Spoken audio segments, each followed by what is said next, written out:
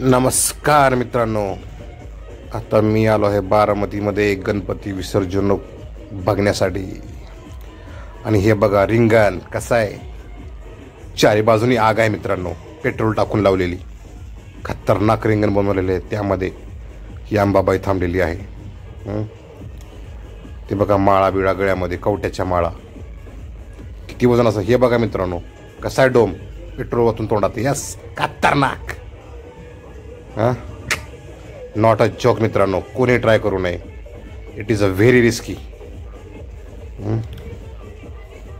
हे proper training घेऊन हे प्रोग्राम ऑर्गनाईज करतात मित्रांनो. आणि हा बघा डान्स चालू झालेला आहे.